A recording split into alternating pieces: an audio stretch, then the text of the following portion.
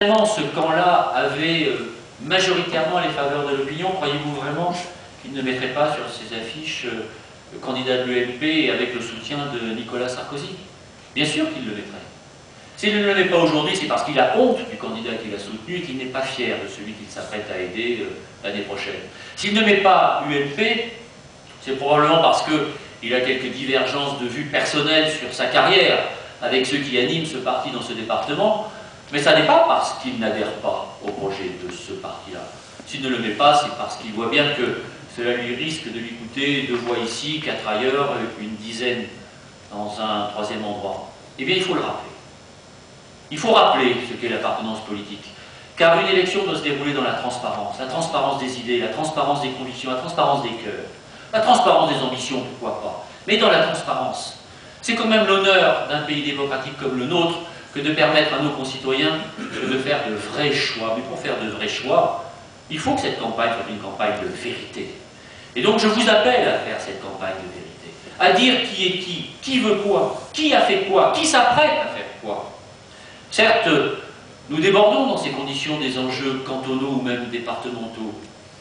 Mais comment ne pas s'admettre que toutes les voix qui se porteront sur ce candidat-là, le conseiller général sortant, seront revendiquées comme autant de soutien aux politiques nationales menées? Et comment ne pas comprendre que toute voix qui se porterait sur Éric et sur Catherine pourrait, s'il l'accepte, être revendiquée comme autant de voix pour une autre politique, pour préparer une alternance? Je vais conclure par là, car j'ai pu comprendre que tu souhaitais qu'il y ait des questions et des réponses que tu pourrais apporter. Je trouve que c'est une bonne chose. Je voudrais conclure par là. Certes, il y aura des élections sénatoriales à la fin de l'année. Le statut des élections sénatoriales est un peu particulier dans la mesure où ces élections ne mobilisent pas l'ensemble du corps électoral. En vérité, avant les grandes élections de l'année prochaine, par grandes, je veux dire celles qui détermineront le sort du pays pour les 5 ans à venir, et j'espère pour plus loin, avant ces grandes échéances nationales de l'année prochaine, nous avons tous la possibilité de préparer ces échéances-là. Le score dans une élection cantonale ne préjuge évidemment pas du score dans une élection présidentielle ou législative. Ça ne préjuge pas, mais ça prépare. Ça ne conditionne pas, mais ça donne une indication. Ça ne fait pas gagner un combat par avance, mais ça donne du cœur à l'ouvrage à ceux qui ont tellement envie de le mener. Et donc se mobiliser pour cette élection, je sais que c'est difficile actuellement, se mobiliser pour cette élection, se mobiliser pour vos candidats qui se présentent devant vous ce soir, c'est bien sûr faire le choix d'un homme et d'une femme, de sincérité, de conviction et de loyauté. C'est évidemment veiller à ce que ce territoire intègre la majorité départementale, et c'est quand même plus simple de défendre des dossiers quand on appartient à la majorité départementale qu'à l'opposition. C'est bien sûr renforcer une dynamique départementale qui est en cours depuis maintenant 3 ans et que nous nous devons d'amplifier pour 3 années au moins supplémentaires.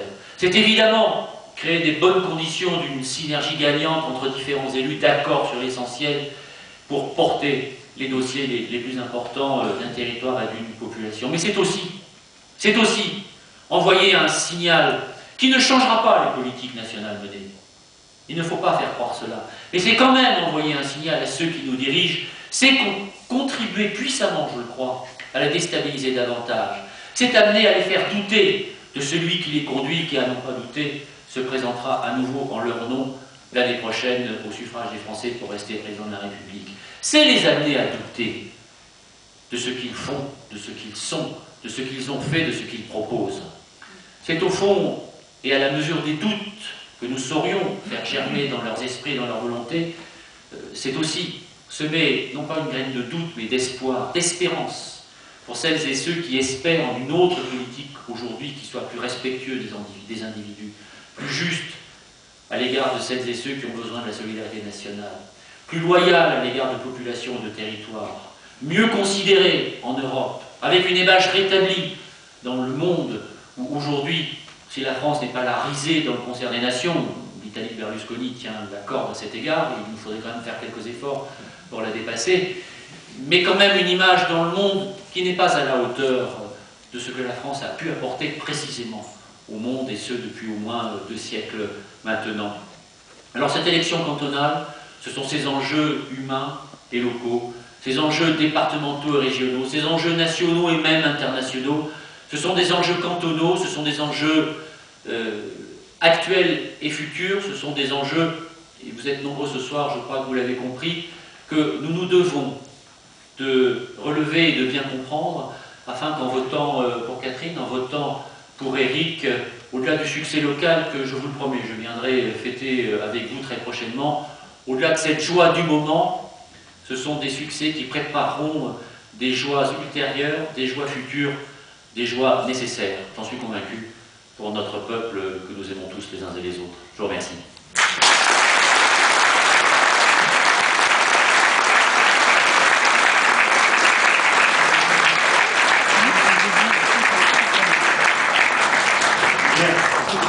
Alors je pense que toutes ces interventions ont fait naître chez vous des questions, des interrogations.